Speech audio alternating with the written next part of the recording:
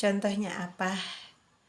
Ya, tanda-tanda munafik ini yang 3 ini yaitu contoh seperti yang pertama, yaitu waida hadasa kadaba, jika berkata bohong ya. Ini banyak sekali ya kalau sekarang itu orang-orang yang suka berbohong ya. Itu adalah munafik. Jangan dilakukan. Kenapa? Karena dosa juga ya. Ini munafik itu menjadi dosa ya. Kenapa sebabnya?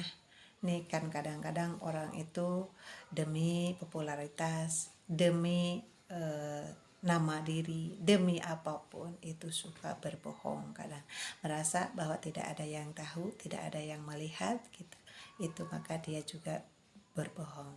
Padahal selain dirinya itu ada Tuhan, yaitu Allah Subhanahu wa taala yang selalu melihat ya, yang selalu mendengar, yaitu Sami, yaitu Basir ya. Jadi Allah itu Maha Akbar, yaitu Akbar itu maha besar, yang maha segalanya, maha kaya, maha segalanya.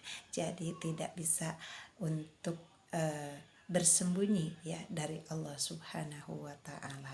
Maka ketika melakukan kita ucapan kita, perkataan kita berbohong akan diketahui oleh Allah Subhanahu wa taala dan juga oleh panglimanya seperti malaikat-malaikatnya, malaikat yang ditugaskan untuk mencatat amal kebaikan dan amal keburukan. Maka ada malaikat Raqib dan Atid yang mencatat amal kebaikan dan keburukan. Raqib mencatat kebaikan dan Atid mencatat amal keburukan. Jadi untuk pemirsa semua ya, bestiku apalagi ya, janganlah kita suka berbohong. Kita harus berkata dengan seadanya ataupun dengan kebenaran, walaupun benar itu pahit dirasakan, tapi insya Allah menuai manis dari akhir kebenaran itu sendiri. Kemudian yang kedua yaitu wa'ida wa'ada akhlafa. Nah, ketika kita berjanji maka kita mengingkari, itu tanda-tanda munafik juga. Maka jika seseorang dipercaya ataupun jika seseorang sudah berjanji akan melakukan kebaikan, akan melakukan hal-hal seperti sosial ataupun yang lainnya, ya kita beribadah, kita pun berjanji bahwa kita itu mengetahui adanya Tuhan, ya kita bersyahadat dengan syahadat, yaitu kita berjanji bahwa kita itu akan ada, selalu ada, akan percaya yakin kepada adanya Tuhan dan adanya kitab yang diturunkan kepada Rasulullah Sallallahu Alaihi Wasallam dan juga para malaikatnya. Maka kalau sudah berjanji kita harus tepati, janganlah engkau ingkari, karena kalau diingkari kau termasuk orang-orang yang munafik. Nauzubillahi min dzalik. Jangan sampai kita tergolong orang yang demikian. Kemudian yang ketiga itu jika diamanati maka ia ingkari atau hianati. Nah, ini juga tidak boleh kita lakukan. Seperti apa ya? Amanah itu kepercayaan.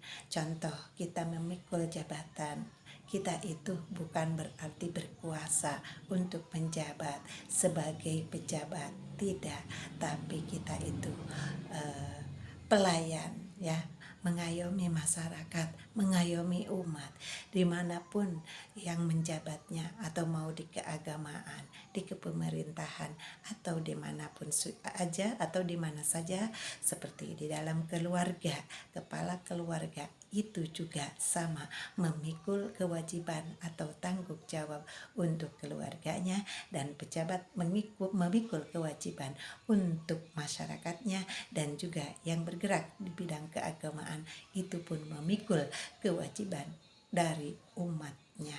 Jadi tidak bisa semena-mena, tidak bisa mengkhianati ya, tapi kita itu harus taat ati Allah wa atiur rasul wa ulil amri minkum ya.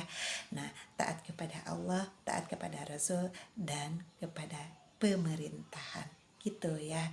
Nah, itu harus kita jalani, harus kita pegang teguh dan kita yakini bahwa yakin kita adanya Allah, takut kepada Allah. Semoga kita semua menjadi tergolong orang-orang yang takwa taat ajaran Quran wahyu Allah, takut kepada Allah Subhanahu wa taala, senantiasa melaksanakan perintah dari Allah Subhanahu wa taala yang baik dan menjauhi perintah Allah yang buruk.